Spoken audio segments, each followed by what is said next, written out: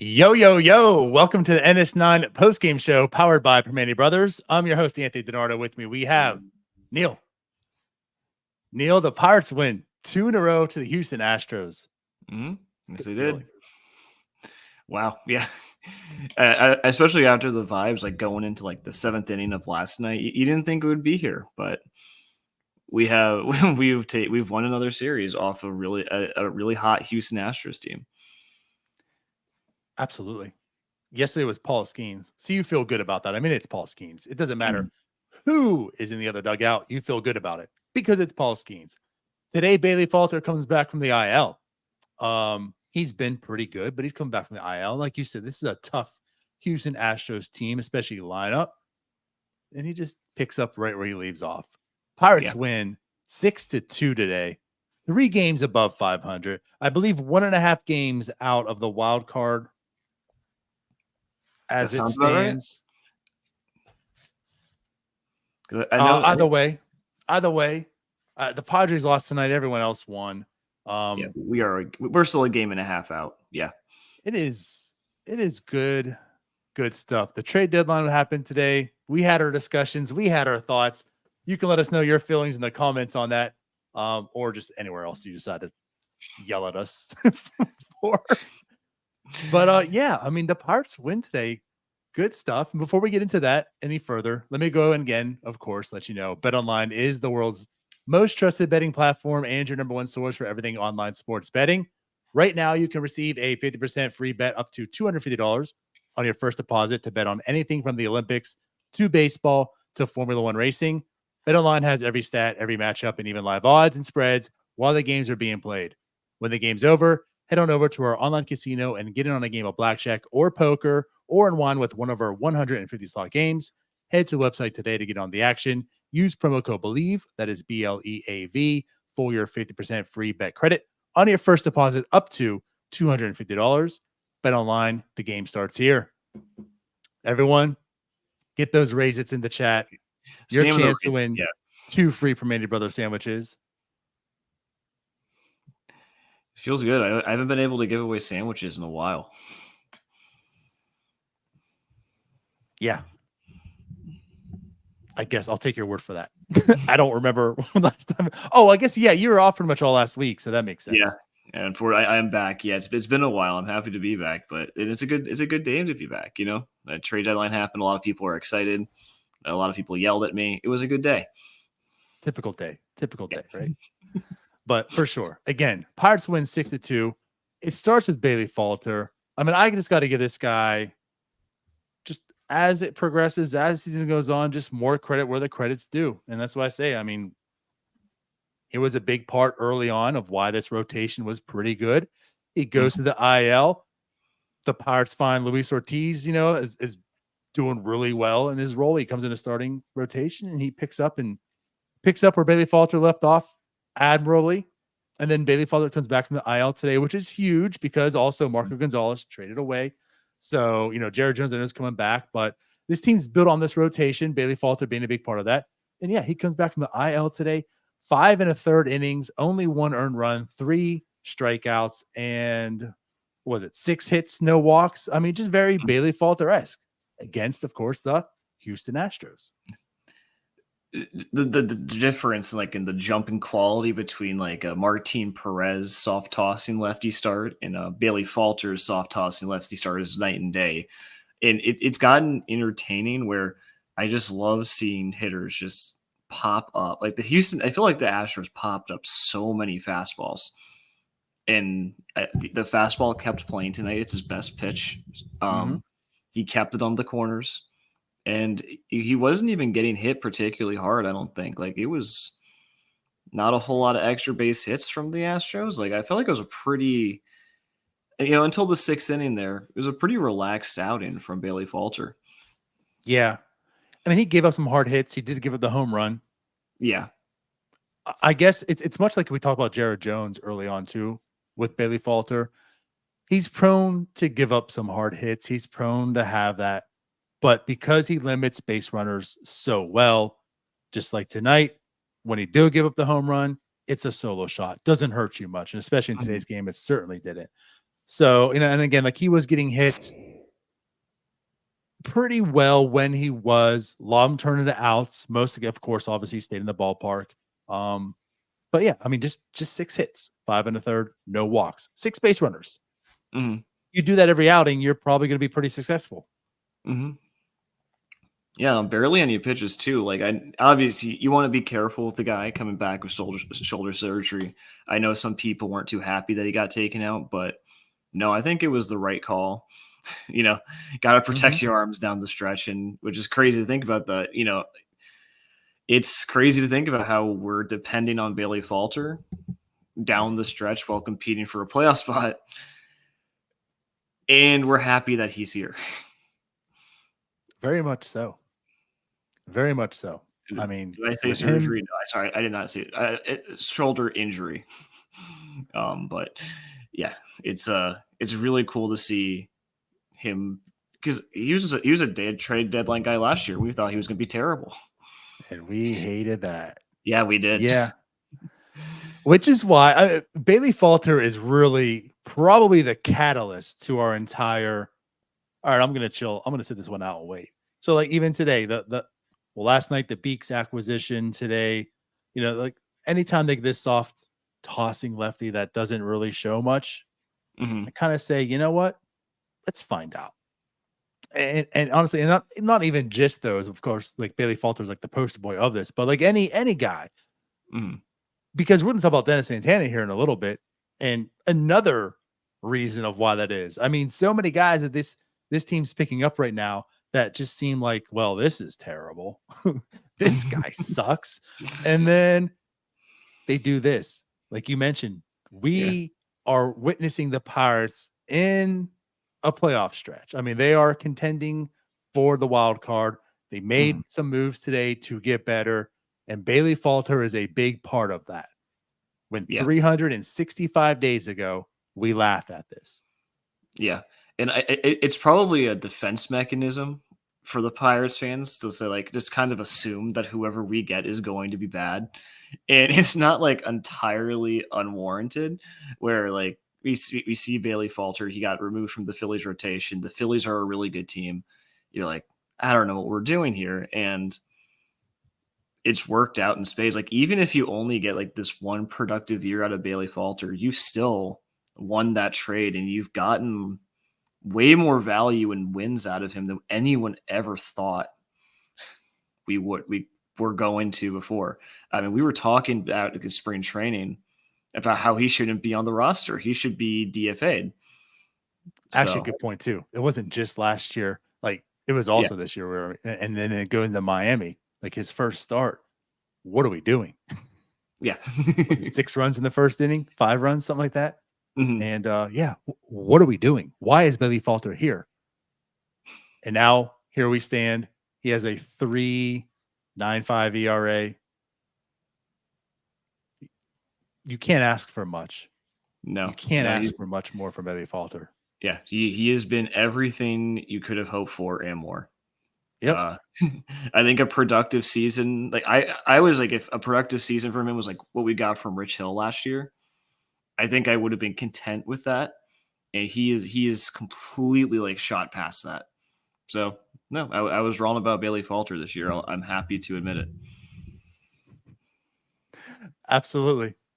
So again, he goes 5 1/3, gives up 1 earned run. He'd have the 2 runs were scored. One, of course, the one bad playoffs day. Well, I guess there's a few, but the Astros had a lot of bad defensive plays in the infield today. Yeah. The Pirates had their one, and that's what they scored, the other unearned run with Falter there. But yeah, Bailey Falter looked outstanding today. And again, I want to talk a little bit more about this next guy. When he gets in that little bit of trouble here, he goes out in the 6th inning. Dennis Santana comes in. Another guy. What are we doing here? The Yankees DFA'd him. He is awful. This bullpen, I mean, if it's not the top 3 guys in there, you can't rely on anyone. They're such trash. Why are we picking up these people? The strength was supposed to be the depth of this bullpen. Why is Dennis Santana even here? And he, again, like Falter, he proved it very early in his tenure here. Guy looked awful, and he's been lights out, completely lights out. And just the swing and miss that this guy possesses right now is crazy. Yeah, I mean, I think it was the Joe Block stat this week saying like he like led the National League in whiffs with percentage since like June 1st or something like that. I don't exactly. It's not just me. it was like one of those perfect block stats for it's perfectly cherry picked. But Right. no, he's been he's been really good. And the Pirates really needed someone like that to happen after losing Baraki and Moretta for basically the entirety of this year. I don't even think we're going to see Baraki again. So no, Santana's been awesome. And, it's nice because I think as Pirates fans, we get really concerned because like whenever we let guys go like Clay Holmes and they go out and do well, like we get a little like, like, oh, this is the same old Pirates. But like this happens around the league where everyone finds relievers from the trash heaps, and the Pirates got one from Denny Santana. The Yankees couldn't fix him, but we could, and it's been worth it. And he really came in and kind of nice bridge to the back end of the bullpen tonight. It's funny. So today I was outside, and just like a random thought came through my head about just stuff, and one of it was, about like whenever you see someone go elsewhere and turn it around. Like you said, like we're conditioned as Pirate fans, right? You always see someone else go somewhere and they become good. It's like, why couldn't we do that? It happens in baseball. Like every team, it happens. Like, and going back to Jose Bautista, I know a lot of people like to give the Pirates their due on that. They couldn't turn around. But the thing is, like, so many teams couldn't turn him around, right? But to me, it's always like you're always going to have it. It's when it's a pattern of consistent, always and always and always. And for a while there, that's what it was with the pitching. It seemed like every time a pitcher left, they got turned around. It's like, what now? Now it's a problem. You are correct. It is almost like the inverse now. The Pirates are that team that every time someone leaves, they pick someone up. They're fixing them. Now, hitters, we're not going there at all. But for the pitching, like they absolutely are. And it's like, it's funny because I talked much about the Orioles 2 years ago. The Orioles, they're up and coming. What really sealed them and making them look good was they built a very strong bullpen out of virtually nothing. A lot of waiver claims, a lot of slide cheap deals that were made. And you're seeing that with the Pirates now. You are absolutely seeing that. I mean, the Vogelbach for Holderman. Look what Holderman's turning into right now. No, obviously Chapman wasn't a cheap slide deal by any means, but like a lot of these guys that are in this bullpen right now, as we're talking about with Dennis Santana, very slide, just cheap waiver moves that the Pirates identified something. That's our guy. And almost instantly they're turning them around. And that's what these up and coming teams, we talk about, the bullpen is such an easy thing to mask a lot of flaws with the team. And we know that the Pirates have a lot of flaws offensively, so like building this very strong bullpen is certainly going to be a big plus for this team, especially down the stretch. Yeah, we always talk about how those playoff teams in 2013, 2015 always had those shutdown bullpens. Like if you had to leave the seventh inning, the Pirates won the game pretty much all the time. And that was huge. And that stole a lot of wins. And, like even the Pirates aren't perfect here because like, the Dodgers are running out Honeywell and Anthony Banda, who were Pirate cast-offs, and they're doing really well there. So it's just like the natural cycle but yes, you're right. I think you got a good point about how, yes, the Pirates didn't used to get guys and fix them, but they have slowly started to get those guys and start to fix them. And it's even for both deadline acquisitions like Holderman or just random Kevin Newman trades. Like, it's Moretta. I keep forgetting about Moretta. That you were getting this type of bullpen value without subtracting too much from the quality of the team. Yeah, absolutely. So, and Santana, 38% whiff rate today, 5 swing and misses. Was 5? I do a lot of stuff by memory, by the way. No, it was 8. I do a lot of stuff poorly by memory, by the way. It was 8. It was 5. I was thinking of 5 swing and misses by the slider. And again, like the slider has been looking tremendous, and tonight it certainly was again. I mean, that's a devastating pitch. Shocking the slider and the Pirates, right? Yeah. But that's a devastating pitch. And Dennis Santana is looking like a real weapon. Mm-hmm.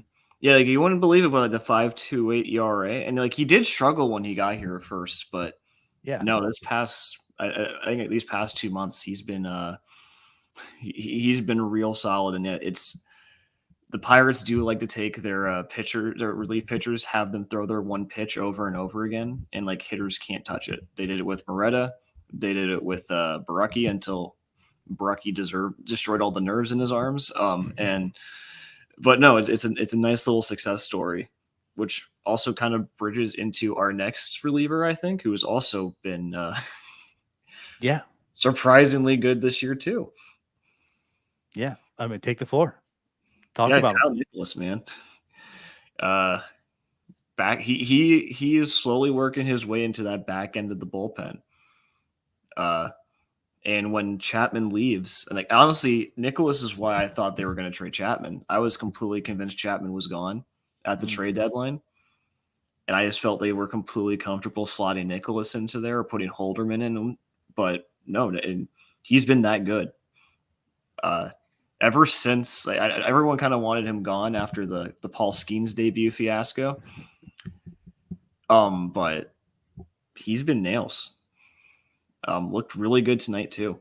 I mean, he had a one walk, but like, and Bay did some gymnastics out in right field.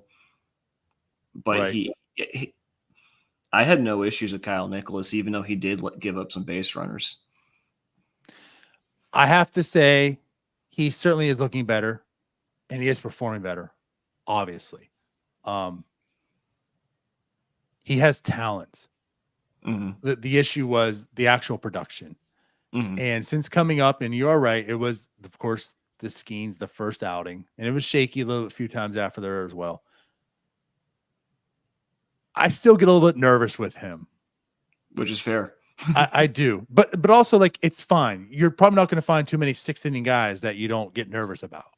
Mm-hmm. I mean, that's also a fair take. You know, the thing is, you're not relying on him to be the closer or the setup man, or even like Chapman or Holderman. Like those 3 are there. Then you have Majinski, like he's down there, so you don't need him to come out and always be perfect. But I do get nervous with him. He gets a bit of erratic. He does give up base runners. Luckily enough, he's been good enough. He finds enough swing and miss. He gets strikeouts. Doesn't have too much damage against him when he allows base runners. But he has certainly pitched better, and the walk rate has come down a bit too.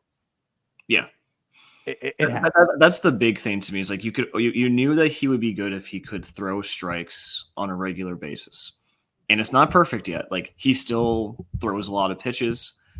You're probably not going to get too many 2-inning innings out of him, 2-inning outings out of him. But since he's been able to find the strike zone, you can see the value that he brings. And he's a little bit like Holderman, where like he makes you nervous. Like Holderman still makes me nervous. But I am very comfortable with the idea of like slotting him into the 7th inning role. Because I think just having something like Majinski to Nicholas to Chapman or Holderman to Bednar is good enough for a playoff team. I think discussion. And that's just the thing. And that's what we're talking about, this bullpen, how it's built so well. I'm like, you are afforded that luxury that he doesn't have to be in those late innings, because you have a very good, now, of course, Majinski's on the IL, so it doesn't count currently. Yeah. But yeah, like this bullpen is very strong up top, and it's very deep on the bottom end. Like this isn't the bullpens of recent years where like those guys are I mean, again, we're talking about Dennis Santana, Kyle Nicholas. These guys are pitching well, and that's your 5th, 6th, 7th best relievers in this bullpen. at some point. So, you know what I mean? Like this is a very deep one. So like you can't expect much more, and you'll certainly take what you're getting from him. And I assume the best is yet to come from him. So like with that said, I am nervous still when he comes in. I'm not totally sold on him yet, but if he keeps going and he keeps building that confidence, you know, like he might get there. And a lot of relievers are that. So that's perfectly fine. And again, though, he does his job. 1 inning, he did give up a hit, did give up the walk, but escapes it. No damage. Goes to Hunter Stratton to close out the game. That was shaky. That was shaky. But Hunter Stratton's like one of those dudes too, where, you know, like he's way on the depth chart. Yeah. But like, honestly, like for what he does, I mean, I like Stratton. He's like your 7th relief pitcher, you know. I'm not gonna be too mad about him. Right. He's gonna give up runs. He's not that great, but he can come in and bridge a gap just fine. I don't have too much to say about him, but no, if he is like your 7th or 8th best arm in the bullpen, that's good.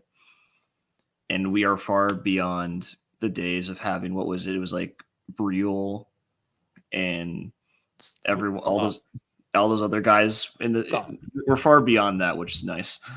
Right. They weren't able to fix everybody. We'll say that much. But more times than not, they have. And that's all you can really ask for. Yeah. But again, great night for the pitching. Again, talking about a very good Astros offense. So let's get to the Pirates offense. Started out pretty good. Yeah. They didn't score. They're doing very party things, but you're finding base runners. They had guys on the corners with 1 out. Weren't able to capitalize on it. Then they had guys in the corner with no outs.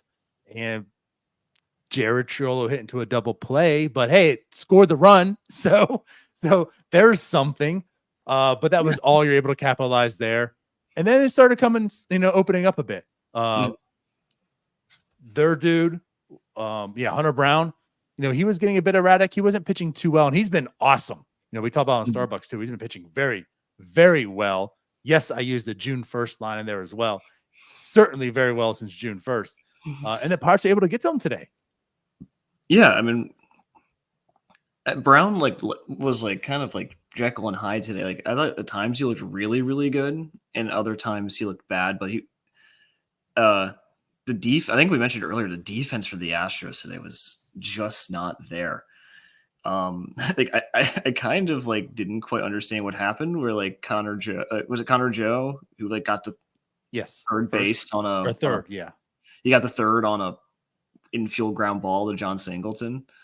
I do think he was unlucky, but you're right. We did hit him harder than a lot of other teams have, because he's been a man reborn, and we put up offense against him. I was worried tonight because I was like, oh no, Hunter Brown's been good, and then we spotted 5 off of him. Yep. And honestly, mostly from guys you weren't expecting. It wasn't that Andrew McCutchen did it. Wasn't that Brian Reynolds really did it. Wasn't O'Neill Cruz hit some other 470-foot monster. Connor Joe had 3 hits today. Joey Bart had 2 more hits today and a walk.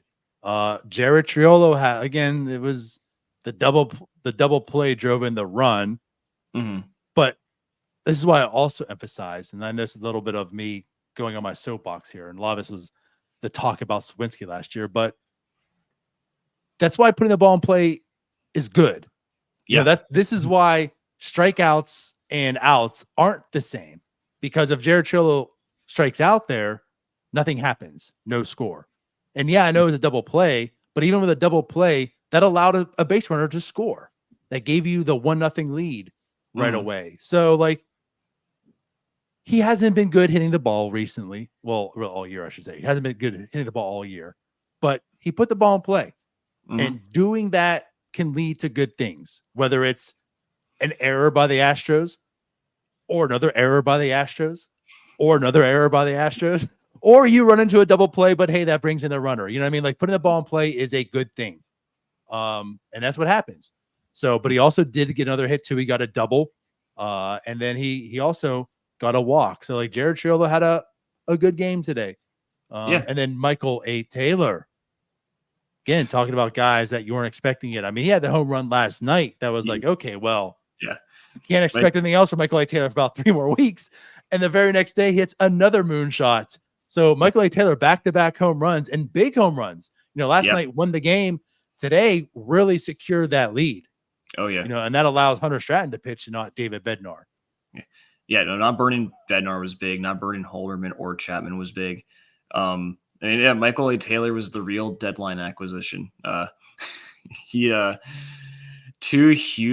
crushed those baseballs too. Like both home runs were just absolute nukes.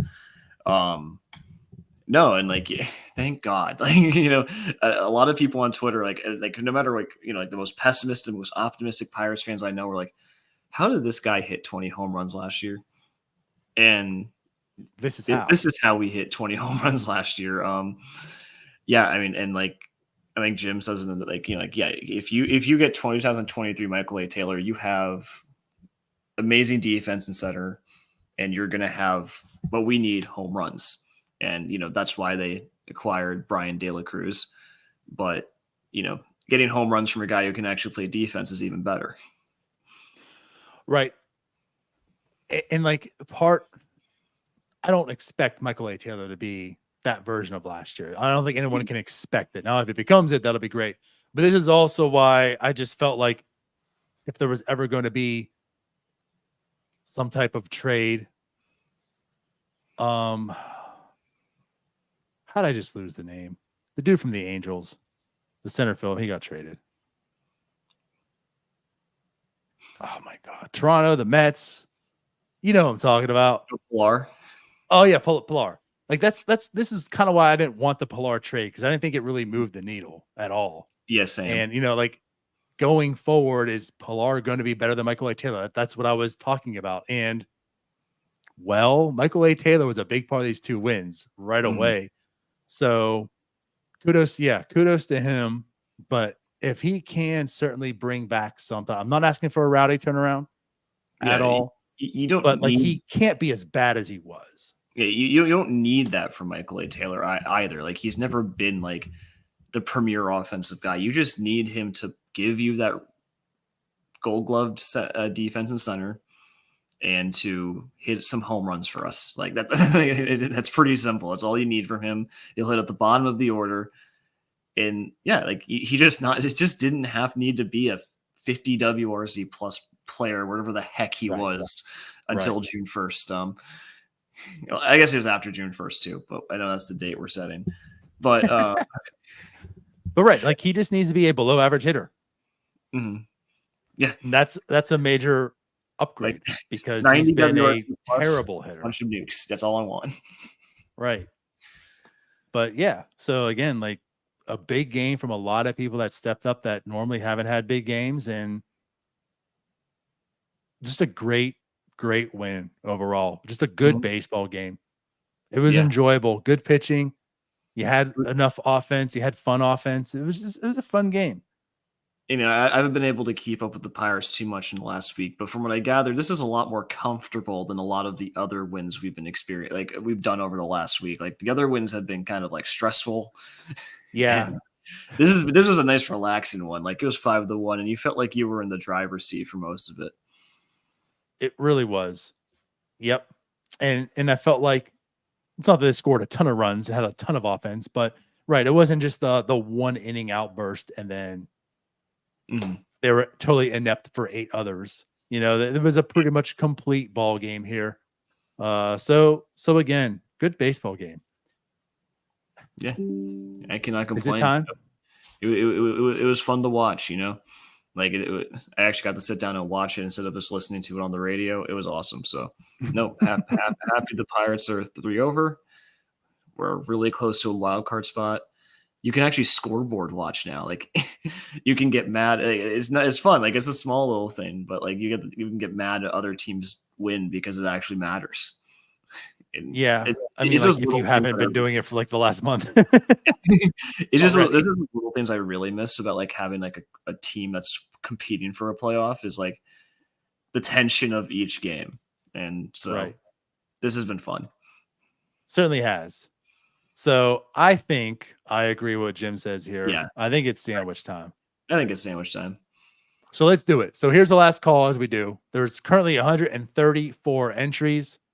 Let's get that up. So if you haven't done it already, just like Carrie, nope, not Carrie. This one, Carrie. Just like Carrie, hashtag raise it. Some of these comments are too quick. That's all. Hashtag raise it. That's your opportunity to get in the raffle to get 2 free Primanti Brothers sandwiches. And while we're waiting, if you haven't done so already, go ahead, subscribe to our channel. We go live after every game. We go live way too often. Just put it that way. Sometimes it's like at least once a day, if not 3. Go ahead and like the video. But and join the Discord too. If you want to talk with Pirates fans while the game's going on, join the Discord. It's always bumping in there. Yeah, for sure. So let's do it. Here's your last call. 138 is the total number. Let's see who our winner is.